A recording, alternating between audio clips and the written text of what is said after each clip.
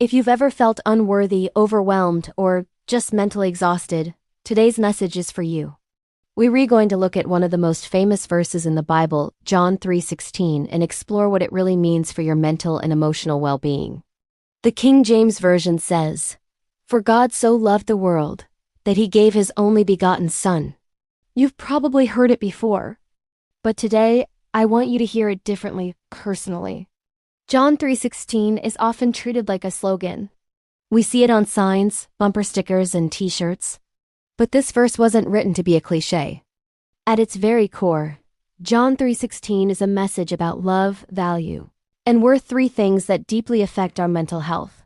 It is a declaration that your worth isn't based on how you feel or what you do. It's based on how you are loved. And that changes everything. Let's start with that first phrase. For God so loved the world.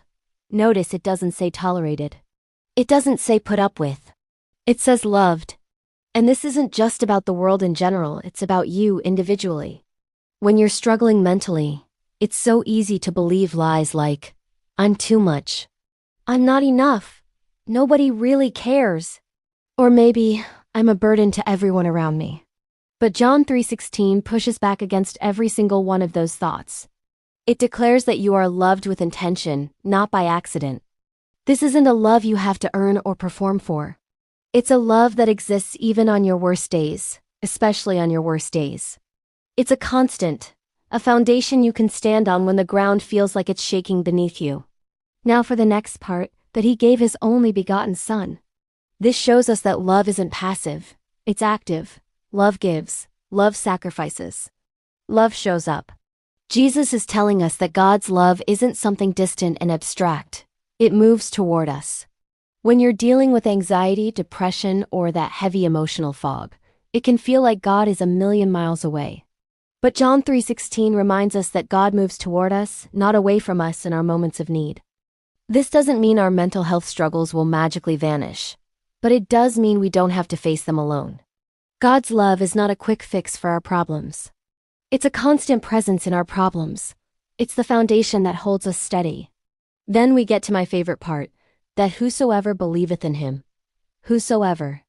Think about who that includes. It includes the confident and the insecure, the joyful and the overwhelmed, the strong and the struggling, the believer and the doubter. There is no mental health screening to qualify for God's love. There's no emotional test you have to pass. Whosoever means you belong right now, just as you are even when your mind feels chaotic. It's an open invitation, with no exceptions for those who feel broken or lost. You are included in that whosoever. Finally, the promise, should not perish, but have everlasting life. Now, everlasting life isn't just about what happens after we die. It's about a new quality of life that starts right now. It means having hope when you feel hopeless. It means finding light when your thoughts feel dark. It means discovering purpose when you feel lost. It means believing in a future when your mind tells you there isn't one. Jesus isn't promising a life without struggle.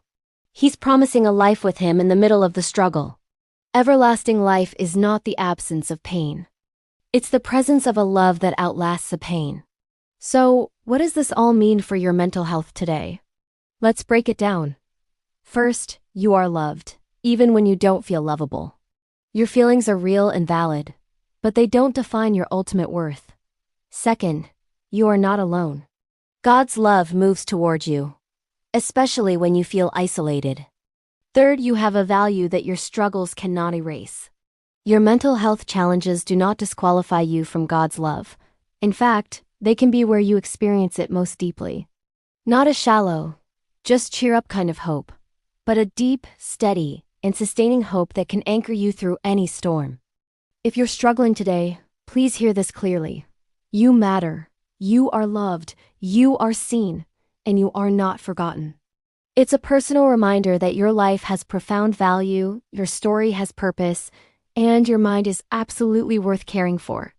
If this message encouraged you, please like this video, subscribe for more content, and share it with someone who might need a reminder of God's love today. Thanks for watching.